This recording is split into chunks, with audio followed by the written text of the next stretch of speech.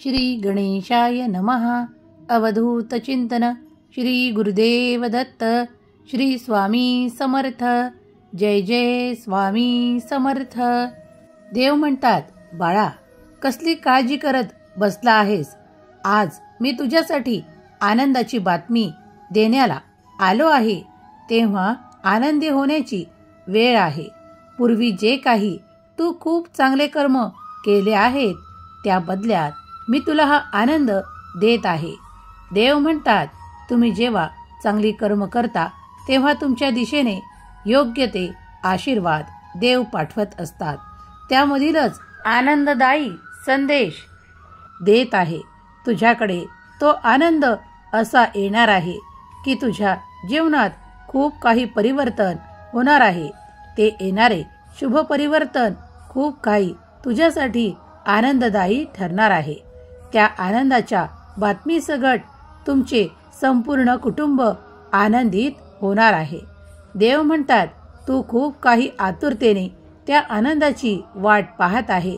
मला माहीत आहे, तुम्ही सर्व कुटुंब मिळून माझी प्रार्थना देखील करत आहात की तो आनंद लवकरात लवकर आणि सुखरूप तुमच्याकडे यावा.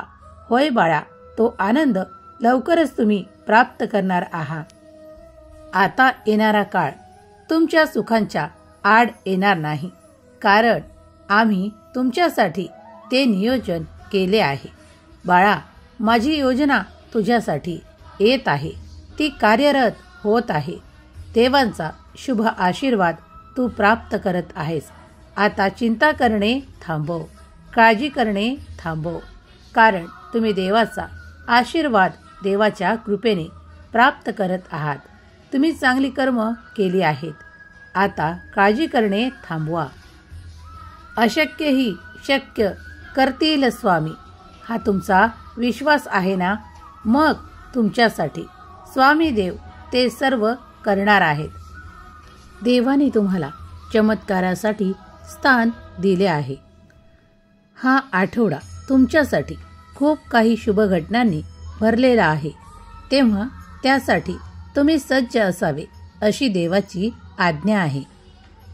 तुम्ही ज्या गोष्टींची वाट पाहत आहात ते सर्व काही देव तुमच्या मार्गात तुम्हाला देतील. यावर विश्वास ठेवा आणि पुढे चालत राहा. जेव्हा तुम्ही तुमच्या दिशेने पुढे जाल, तुमच्या मार्गावर पुढे जाल, तुम्हाला ते चमत्कारिक आशीर्वाद आणि खूप काही आनंद प्राप्त होतील. त्या मार्गात तुम्हाला आनंदाच्या बातम्याही प्राप्त होतील.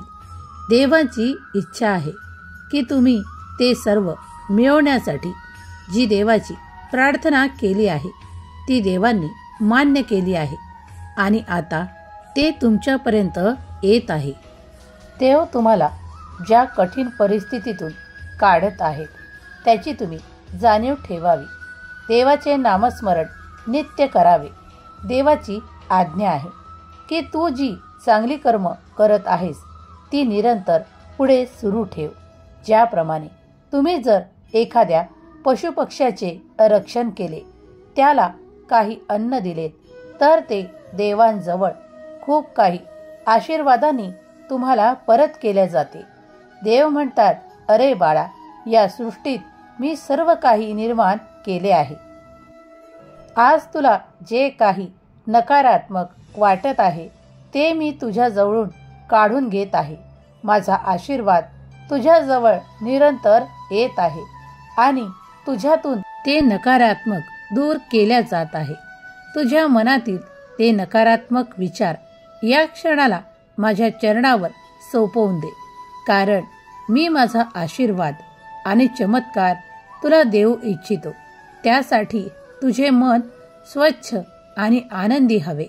देव म्हणतात, जर तुम्ही प्रार्थना त्या गोष्टींसाठी केली आहे, आता त्या गोष्टी तुमच्या सोबत व्हायला लागतील, घडायला लागतील, कारण प्रार्थनेचे उत्तर तुम्हाला दिल्या जात आहे.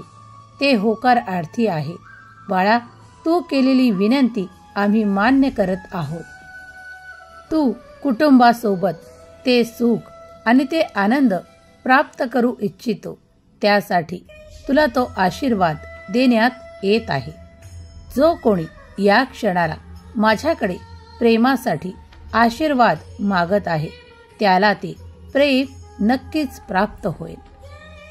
देव म्हणतात, तुला आता अशी संधी दिल्या जाईल. ती जर तू आपल्या जीवनात उतरवलीस तर तुझे भाग्याचे सोने होईल. बाळा, तुला तो मार्ग दाखवल्या जात आहे ज्यासाठी देवांची प्रार्थना तू वारंवार करत आहेस. देव म्हणतात, बाळा, तू ज्या कर्मासाठी पुढे आला आहेस, पुढे चालला आहेस, ते कर्म तुझे आमच्या आशीर्वादाने आणि तुझ्या परिश्रमाने पूर्ण होणार आहे. तुला ते सर्व काही प्राप्त होणार आहे. भगवंत नेहमीच तुमच्या पाठीशी उभे आहेत. तुम्हाला तो रस्ता दाखवत आहे, तो मार्ग दाखवत आहे ज्यावर तुमची प्रगती तुमच्यासाठी आनंद आणि तुमच्यासाठी ऐश्वर्य देत आहे. भगवंत कधीकधी तुमच्या विचारांच्याही पलीकडे तुम्हाला खूप काही आशीर्वाद देण्यासाठी येतात.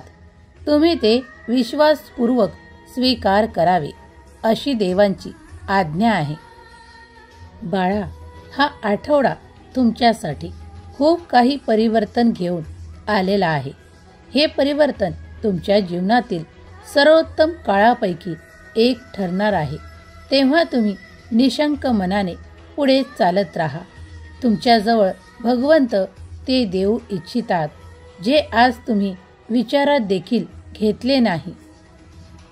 देव म्हणतात, बाळा, याच कालावधीत तू तुझ्या प्रत्येक क्षेत्रात ते परिवर्तन आणि ते खूप काही वाढ पाहू शकशील. देव म्हणतात, हार मानू नका. स्वतःला त्या गोष्टींसाठी तयार करा, कारण ते तुमच्याकडे येत आहे जे तुम्ही प्रार्थनेने देवाकडे मागितले आहे.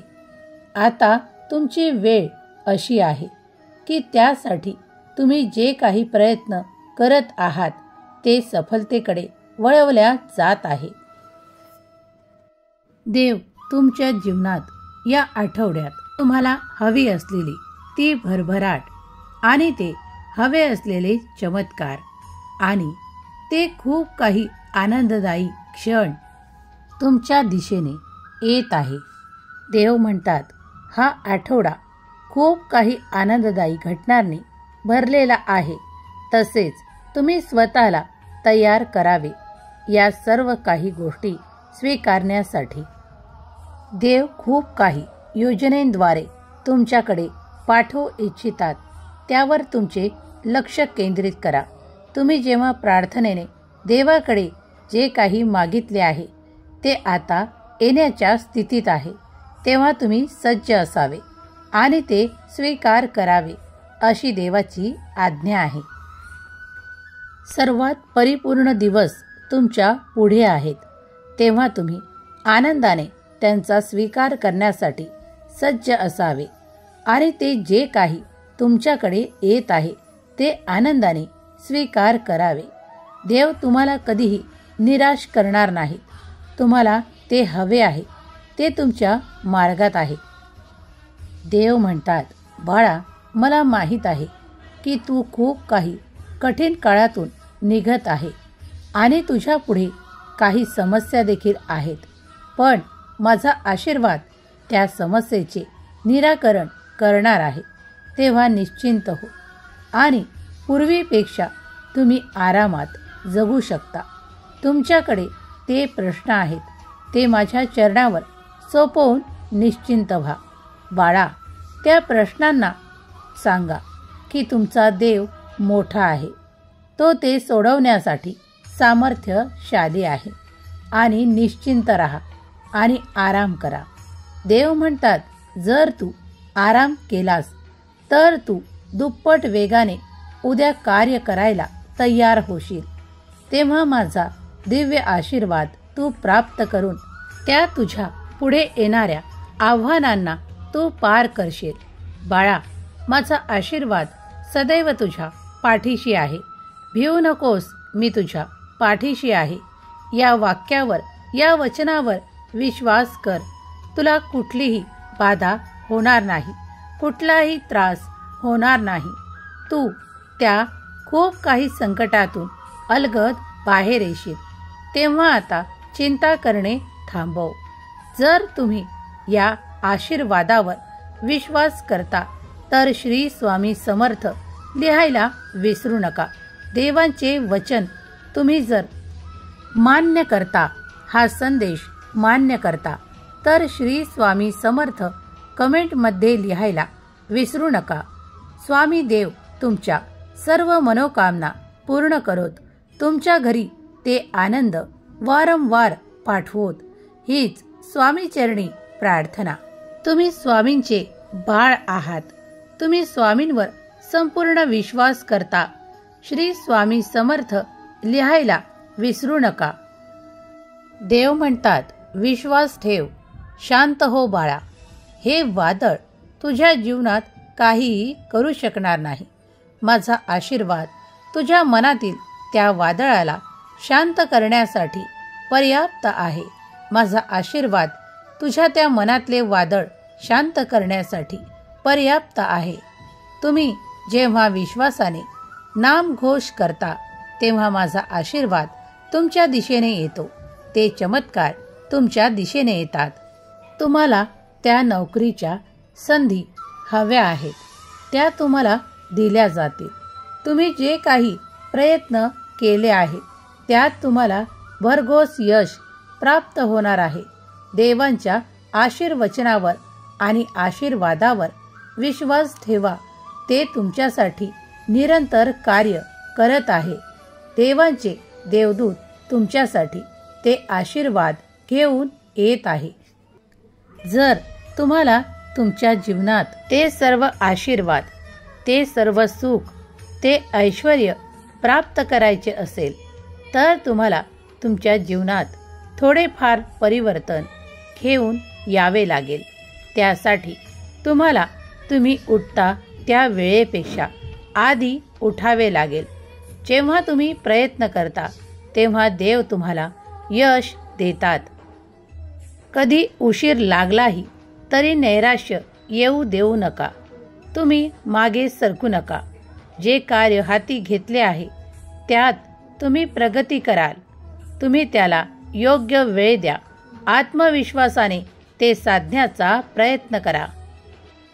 देव आणि देवाचा आशीर्वाद सदैव तुमच्या पाठीशी आहे आणि तो निरंतर राहील, यावर विश्वास ठेवा.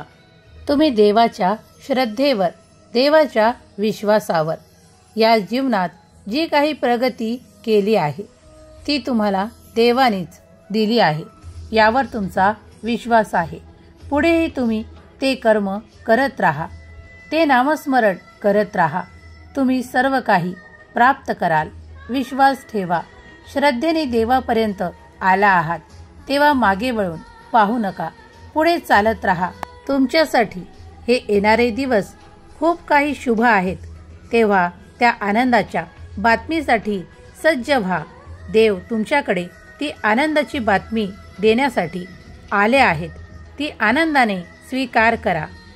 तुमचे कल्याणच होणार आहे. श्री स्वामी समर्थ.